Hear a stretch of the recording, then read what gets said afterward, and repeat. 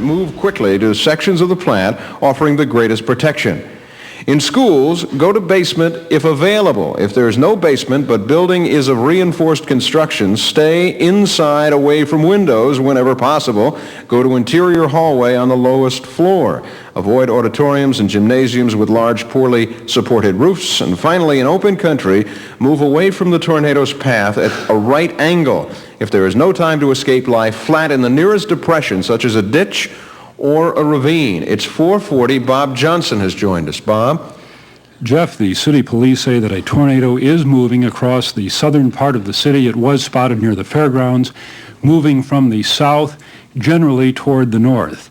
They say that it has touched down near the fairgrounds and apparently damaged Freedom Hall. We don't have any more details at this time other than the fact that people in the Louisville area should take cover. Let's see if we can contact our traffic tracker, Dick Gilbert, in Skywatch 84 for a report. Dick? Yes. Okay. Can you fill us in anything more on what you can see from your vantage point? Well, it's a spectacular sight. The low clouds, very black low clouds. Let's see. At the moment, they're just about over Bowman Field out at the Taylorsville Road area. And it is swirling around, and it looks like smoke underneath it. There is no real tight, definitive tornado as such.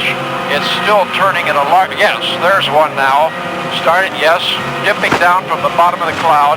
And let's see, that will be over in the Highlands and probably along Bardstown Road and somewhere near Eastern Parkway is where I'd guess that one is. The power transformers have been blowing irregularly in the path of this thing, big, large explosions of blue-white light that help to clock it pretty well. Now, it's clearing up very nicely behind it. As a matter of fact, just south of Standiford, it's clear. I can see all of the hills. The Iroquois Park area is just about out of it now. But it is definitely moving up toward the Crescent Hill water tank now, and I'm starting to get some strong, very strong gusts way out here on Bardstown Road near the GE plant. That's the way it looks to me. Be very, very careful. Dick Gilbert, Skywatch 84. Jeff, Dave Reeves of the Weather Service is on the phone. Dave, you've seen something. Yes, we've been tracking this tornado on radar, and we just witnessed it past north of Standiford Field here. It was north of the fairgrounds. To us it appeared like it maybe went over the Executive Inn area, but I'm sure it was north of there. It was moving almost due east, and it was quite a black shaft, and you could see debris lifting up in the shaft. So anyone in eastern Jefferson County and the counties just east of Jefferson should, I would say, take cover at once if possible. Dave, is there any indication that there is more than one tornado in the vicinity? No. Once these echoes get right overhead on our radar, we just see one big spot, and it's quite difficult until they move out away from us, say 10 miles east of us, then we start picking them up again. But we didn't have any indication there'd be more than one funnel. But it's not uncommon at all to have, 2 or 3 funnels. We did see this one touch down, and it was quite a swirl. All right, David, I suppose that the rules for taking cover in tornadoes then should apply, and people should definitely, if they can, move out. Definitely. If you're in eastern Jefferson County or the counties just east of Jefferson, very definitely I would take some kind of shelter if I could find it. All right. Thank you, Dave Reeves of the Weather Service. Jeff? We've had these sightings, and Bob Johnson was in here with a report from the police about some of the activity that had happened out at Freedom Hall. There were some reports that there was some damage out there at the fairgrounds. We don't have much more on that story. We will. It's 4:44 on WHAS. We have suspended our normal operations here as this tornado situation develops. We have News Director Glenn Baston here, and Glenn, what have we now? Well, we've just talked with Freedom Hall, and they're still trying to assess the damage out there, I should say, at the Kentucky Fair and Exposition Center. And according to an official, they really don't know what the damage is there. They do know that apparently one of the horse barns was damaged by these winds. They do not think at this time that Freedom Hall has been hurt.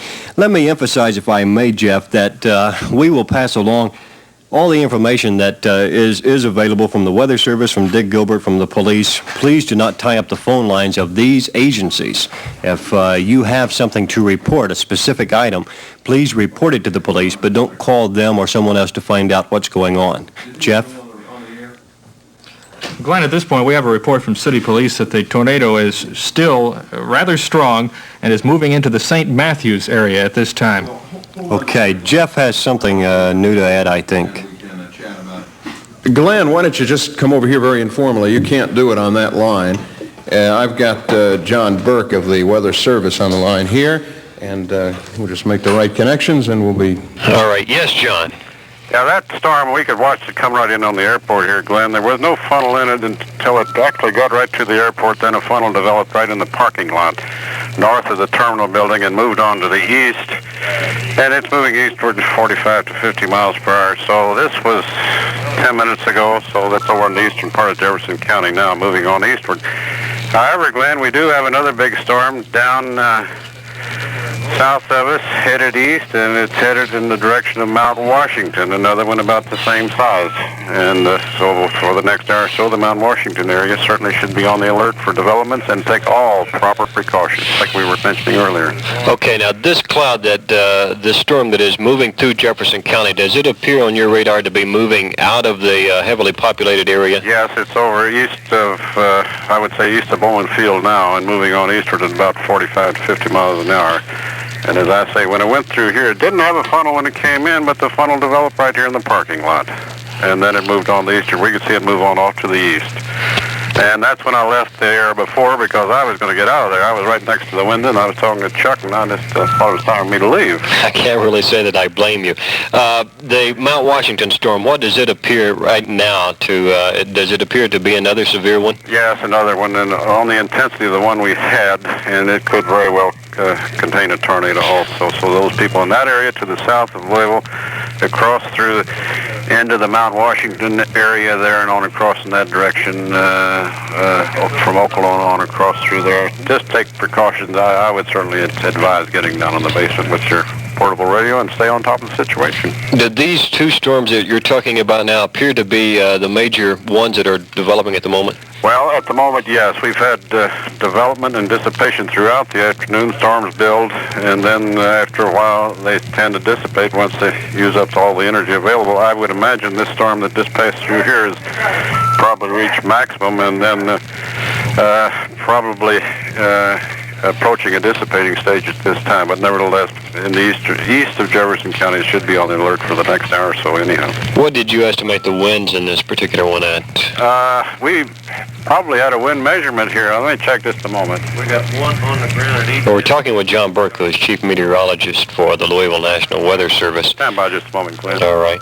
73-knot winds here at the airport, translated into miles per hour, a little over 80. So we could well be counting up some damage before too long. I'm sure, yeah. And Dave Reeve just mentions another storm at on the ground at Elizabethtown, and just about as strong as the one we had here. And that one's also moving east-northeast about 45 miles an hour. All right. So right now we have three storms active. One around Elizabethtown, moving to the east-northeast. Another one that is moving toward Mount Washington, and one just moving out of eastern Jefferson County. Right. Will this one in eastern Jefferson County, by chance, John, skip the river and go into southern Indiana? The way it's headed now, it looks like it'll stay on this side of the river for a while, yet it isn't moving that much toward the northeast. I would think persons in Oldham and Trimble and Henry County, I hate to mention that term, Henry County, but nevertheless, those areas are in the path of this activity headed off to the east here. Okay, John. Why don't we just keep this line open, if we might, and if you have something to add, you can really pick it up and we can get straight on the air. Okay. Right. You want to just hang on here then, huh? All right, fine. Jeff, I think Chuck Paddock just walked in with probably some additional information from the police.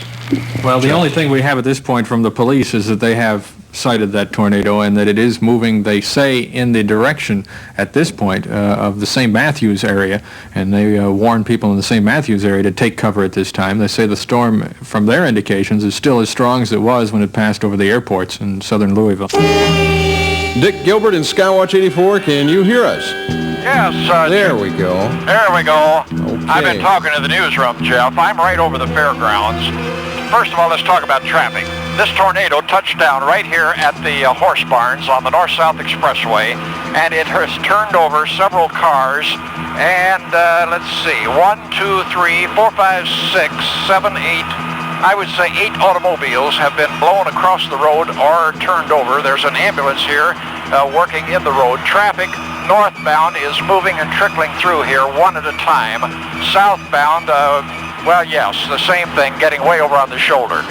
Now, the wind damage hit the roof of Freedom Hall, and it tore 3 big holes in the roof. Then it moved over on the eastern end of the building and ripped off about a third of the roof here.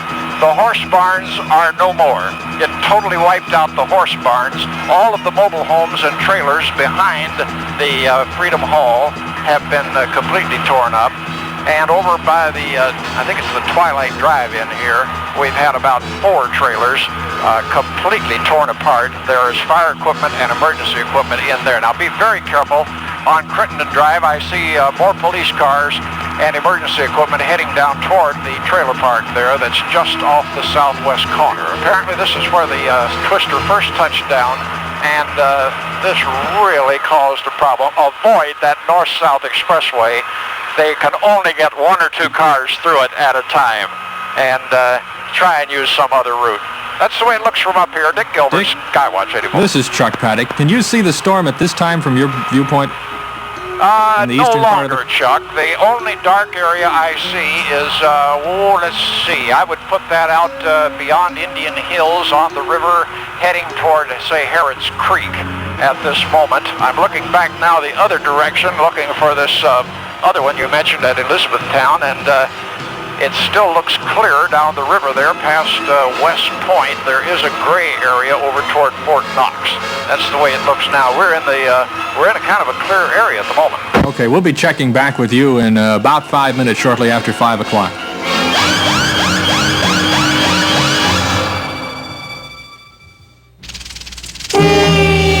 Day of disaster continues now. Here's Byron Crawford. The first real indication of the scope of tornado damage in Louisville came at 5:12 with this graphic report from Dick Gilbert. I want to summarize what I can see from up here. Apparently, as far as I could tell, the first touchdown was just north of Stanford Field at the Twilight Drive-In, and it started with the trailers. It moved across the fairgrounds. It flattened the horse barns. It went through the little community just north of Audubon Park. And then it went through the cemetery at Newburgh and Eastern Parkway, uprooting giant trees there. Newburgh is blocked completely by these trees, and houses are torn up by the trees falling into them. Then it came across Eastern Parkway and Bardstown Road. It went roaring through the Seneca Cherokee Park area, absolutely denuding a portion of that park. There's no trees left. There's nothing but splintered stumps in there for, I can't estimate how many acres are involved. Then it came right between Barrett Junior High School on Grinstead Drive and the Baptist Theological Seminary. It crossed Grinstead Drive right there, leaving this wide swath of total destruction.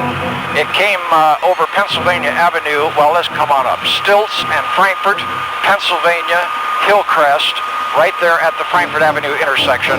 It's completely wiped out. Every house is damaged to some extent. Then it came across the Crescent Hill Golf Club, and I'm over Indian Hills right now, and I can't even begin to count. I would guess 200 homes out here have at least the second floor gone. Many of them are completely demolished, and most of them are, the walls are askew, the roof is